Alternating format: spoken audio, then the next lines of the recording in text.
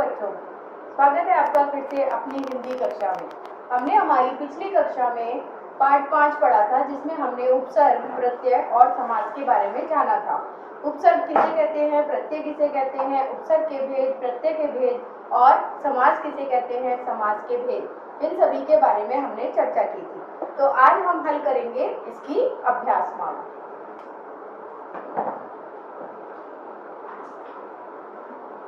अभ्यास माला। तो सबसे पहले जो हमारे प्रश्न है वो है सही का निशान लगाना है और हमें ये चुनना है कि उन शब्दों में कौन सा उपसर्ग लगा है। तो सबसे पहले जो हमें शब्द दिया गया है सुपुत्र, इसमें हमें बहुत सारे ऑप्शन दिए गए हैं कि कौन सा इसमें सही उपसर्ग है।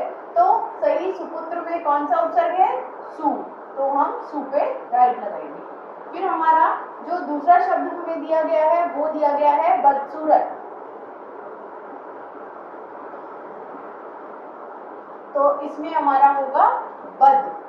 ऑप्शन बहुत सारे हैं लेकिन उसमें आप निशान ये जो मैं बता रही हूँ उस पर लगाते जाइए। नेक्स्ट है हमारा अनुराग, अनुराग, तो अनुराग में लगा हुआ है उपसर्ग अनु। फिर नंबर 4 है जो शब्द पूछा गया है वो है निर्मल, निर्मल, तो इसमें उपसर्ग कौन सा लगा है, नी, और ऊपर वाला र यानी आधा र, तो ये है निर। तो इस तरीके से हमने हमारी पहली एक्सरसाइज पूरी कर ली। दूसरी एक्सरसाइज में जो है सेम इसी तरीके से पूछे गए हैं, लेकिन वो प्रत्यय पूछे गए हैं कि इन शब्दों में कौन से प्रत्यय जुड़े हैं। तो ये हमारी फर्स्ट एक्सरसाइज थी, उपसर्ग बताने थे इसमें। और अब है सेकंड एक्सरसाइज जिसमें हमें प्रत्यय बताने हैं, प्रत्यय। तो हमारा जो पहला शब्द है वो है कमाऊ, कमाऊ। तो देखो बच्चों, प्रत्यय निकालने का सबसे आसान तरीका है कि उसमें से पहले आप जो है मूल शब्द को अलग कर दीजिए। तो कम जो शब्द है वो है हमारा मूल शब्द, तो अब उसमें क्या बचा हमारा, आ की मात्रा और ऊ, तो इसका मतलब प्रत्यय कौन सा जुड़ा है, आऊ। फिर दूसरा शब्द है हमारा जो है चूहिया, चूहिया, तो इसमें हमारा कौन सा प्रत्यय जुड़ा है, इया, यानी छोटी ई और या, चूहिया। फिर है हमारा तीसरा वर्ड, तीसरा है हमसे पूछा गया है झगड़ालू,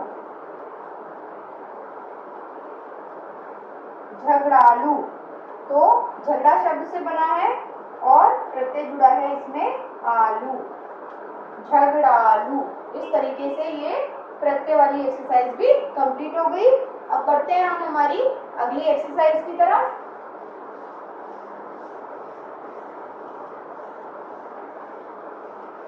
अगली एक्सरसाइज जो है वो दी गई है कि जो शब्द दिए गए हैं उनमें से हमें मूल शब्द और उपसर्ग को अलग अलग करके लिखना है। तो सबसे पहले हमें दिया गया है स्वजन, तो इसमें से हम पहले उपसर्ग अलग करेंगे और फिर मूल शब्द। तो इस शब्द में स्व है उपसर्ग और जन है हमारा मूल शब्द। इसी तरीके से दूसरा शब्द हम देखते हैं, दूसरा शब्द है निहत्था, निहत्था, तो उपसर्ग हो गया नी और हत्था हो गया मूल शब्द। फिर है नंबर 3, पूछा गया है बाकायदा, बाकायदा, ये उर्दू फारसी का उपसर्ग है। मैंने आपको बताया था कि जहां पर बा या फा या ग या गैर या बे ऐसे शब्द आते हैं वो उर्दू फारसी के जो है क्या होते हैं, उपसर्ग। तो इसमें हमारा उपसर्ग है बा और मूल शब्द है कायदा। फिर है हमारा चौथा शब्द जो है अनुरूप, अनुरूप, इसमें हमारा उपसर्ग है अनु और मूल शब्द है रू। फिर नंबर 5 जो है शब्द वो दिया गया है सुपुत्र, सुपुत्र, तो इसमें सु है उपसर्ग और पुत्र है हमारा मूल शब्द। तो इस तरीके से हमने हमारी एक्सरसाइज ये वाली भी कंप्लीट कर ली। अब हम बढ़ते हैं हमारी अगली एक्सरसाइज की तरफ।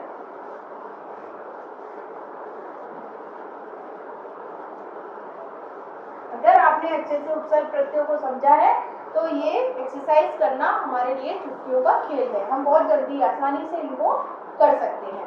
अगली जो हमारी एक्सरसाइज है उसमें क्या करना है हमें कि उपसर्ग और प्रत्यय दोनों उस शब्द में से अलग करते हैं। तो हमारा पहला शब्द है सुगंधित। तो देखिए उपसर्ग और प्रत्यय ये दोनों अलग करने हैं। तो उपसर्ग क्या है सु और इत, प्रत्यय क्या है इत, क्योंकि इसमें मूल शब्द है गंध। फिर है हमारा दूसरा शब्द कमजोरी। कमजोरी, तो इसमें हमारा उपसर्ग है कम और ई है प्रत्यय। फिर तीसरा शब्द है हमारा इसमें पूछा गया है जो है निस्वार्थता। निस्वार्थता, तो इसमें हमारा नि उपसर्ग है और जो है स्वार्थता ता है जो प्रत्यय। तो इस तरीके से हमने ये अलग कर दिया। अब नेक्स्ट है हमारा जो एक्सरसाइज है वो है कि हमें जो शब्द दिए गए हैं उसमें हमें प्रत्यय जोड़कर नए शब्द का निर्माण करना है। तो ये है हमारी एक्सरसाइज नंबर 5। इसमें हमें पहले जो शब्द दिया है पहले हम वो लिख लेते हैं, जैसे कठिन। अब इसमें हमें प्रत्यय जोड़ना है और नया शब्द बनाना है, तो वो हम बना लेते हैं। कठिन, कठिन का मतलब होता है प्रत्यय जोड़ेंगे हम इसमें तम, तो नया शब्द बन जाएगा कठिनतम। इसी तरीके से जो दूसरा शब्द दिया गया है वो दिया गया है पुरुष। इसमें हम जोड़ेंगे त्व, तो ये बन जाएगा पुरुषत्व।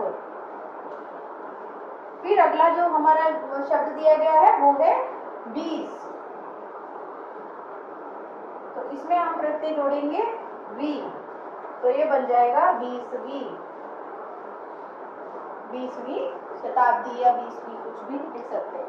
फिर है हमारा अगला एक्सरसाइज जो है कि हमें निम्नलिखित जो सामासिक पद हैं उनका समास विग्रह करके लिखना है। समास विग्रह मैंने अभी आपको पिछली कक्षा में बताया था, जब हमने पिछली बार समास पढ़े थे तो मैंने उसमें आपको बताया था कि समास विग्रह क्या होते हैं, किसी भी शब्द को टुकड़े करना। तो क्या होगा समास विग्रह, पढ़ लेते हैं। आजीवन, जीवन भर। फिर है हमारा दूसरा शब्द चौराहा। चौराहा, चार राहों का समूह। फिर है हमारा अगला शब्द जो है सुख दुख।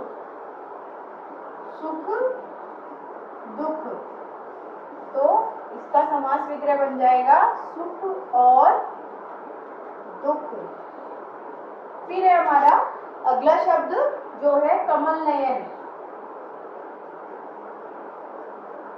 तो इसका बन जाएगा कमल के समान नयन।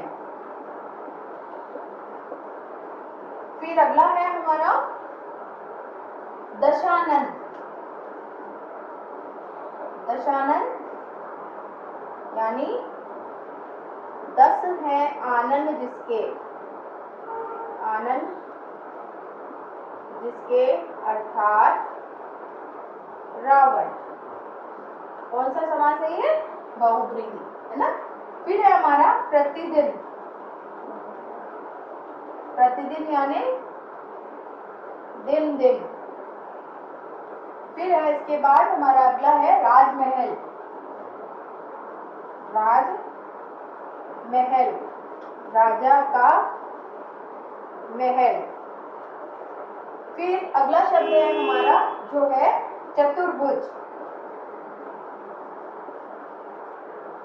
तो 4 भुजा भुजाओं वाला, अर्थात विष्णु। विष्णु। फिर अगला है हमारा वनवास। वनवास, वन में वास। फिर नेक्स्ट है हमारा लास्ट पंकज। पंकज यानी कमल का फूल। तो इस तरीके से हमने हमारे ये जो जितने भी हैं वो सारे हल कर लिए। अब हम आगे बढ़ते हैं हमारी अगली एक्सरसाइज की तरफ।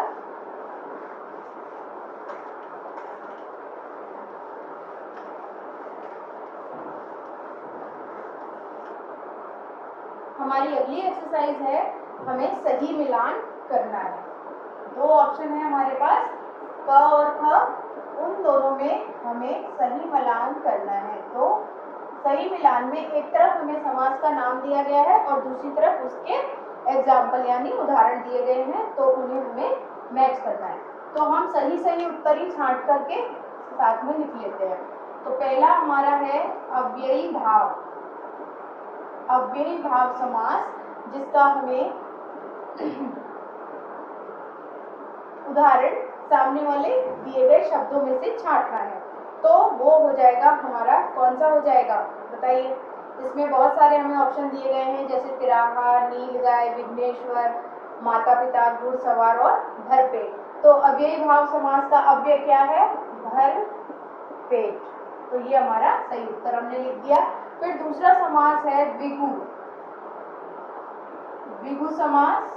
विगु समास में हमें पता है कि पहला शब्द जो है वो संख्यावाची होता है, इसलिए इसमें आ जाएगा तिराहा। फिर इसके बाद जो हमारा अगला समास है वो दिया गया है कर्मधारय। तो कर्मधारय में हमने जाना था कि विशेषण और विशेष्य का संबंध होता है, इसलिए इसमें हो जाएगा विशेषण और विशेष्य का नीलगाय। नीलगाय। फिर कर्मधारय के बाद है हमारा तत्पुरुष समास। तत्पुरुष समास में कारक विभक्तियों का लोप होता है, इसलिए इसमें हो जाएगा हमारा, क्या हो जाएगा? विघ्नेश्वर। बताइए। नहीं। माता पिता नहीं। घुड़सवार, यस घुड़सवार होगा। तो इसका अगर हम विग्रह करेंगे तो बनेगा घुड़ पर सवार यानी घोड़े पर सवार। फिर है हमारा बहुव्रीहि। बहुव्रीहि समास, इसमें आएगा विघ्नेश्वर यानी विघ्न को हरने वाला अर्थात गणेश, बहुव्रीहि। फिर लास्ट में जो हमारा बचता है वो है द्वंद्व समास, जिसका आएगा माता और पिता, जिसमें ये डैश लगी होती है, वो द्वंद्व समास होता है। तो इस तरीके से हमने हमारे सही मिलान कीजिए भी पूरे कर लिए। अब हम बढ़ते हैं हमारे प्रश्न उत्तर की तरफ।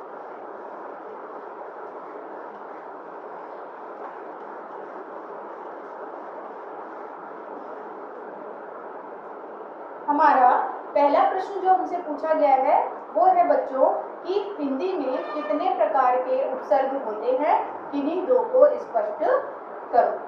तो किन्हीं दो को स्पष्ट करो, तो हम लिखते हैं कि हिंदी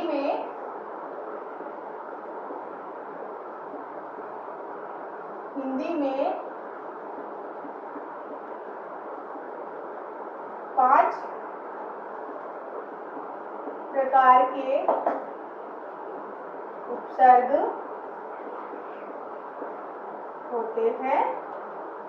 पहला, जिसमें से हम दो को करना है, तो उर्दू फारसी के उपसर्ग, इसको कर देते हैं हम, यानी उर्दू फारसी के उपसर्ग जो दूसरी भाषाओं से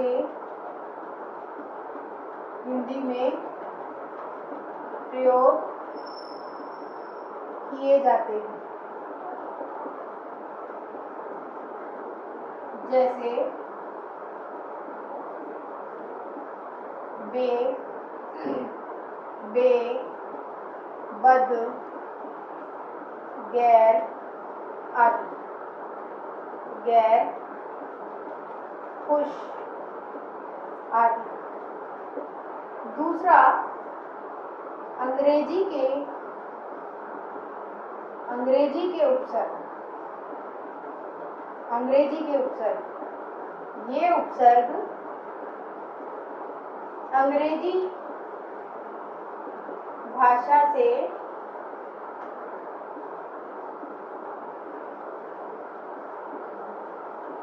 हिंदी में प्रयोग किए जाते हैं। जैसे head, chief, deputy, general, vice आदि। तो ये है हमारे दो उपसर्ग जिनको हमने यहाँ पर समझाया है। अब है हमारे अगला क्वेश्चन है जो हमारा, वो हम करते हैं, उसको मिटा लेते हैं, फिर हम हल करेंगे हमारा दूसरा प्रश्न।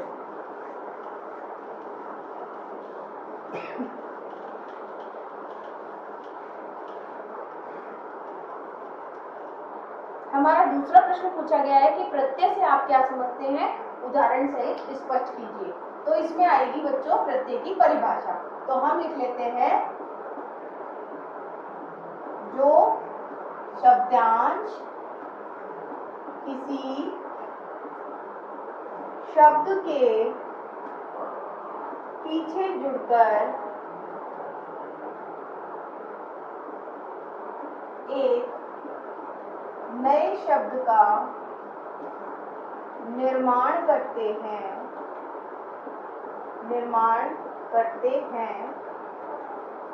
वे प्रत्यय कहलाते हैं।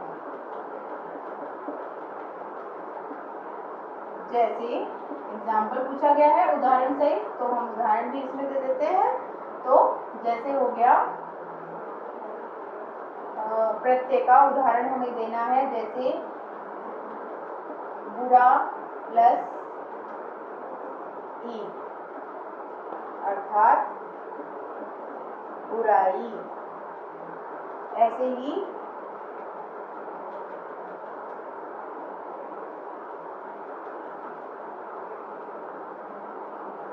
भला, धन, इज इक्वल टू भलाई। ये हमारे उदाहरण सहित हमने प्रत्यय को समझा दिया। अब है हमारा अगला प्रश्न, समास किसे कहते हैं, भेद सहित लिखिए। तो सबसे पहले उसकी डेफिनेशन लिख लेते हैं। दो शब्दों के मेल से नया शब्द बनाने की प्रक्रिया समास कहलाती है।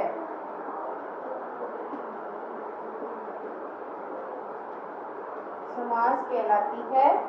फिर हम नीचे लिख देंगे, समास के 6 भेद होते हैं, जिसमें सबसे पहले अव्ययी भाव समास, दूसरा कर्मधारय समास, तीसरा तत्पुरुष समास, चौथा द्विगु समास,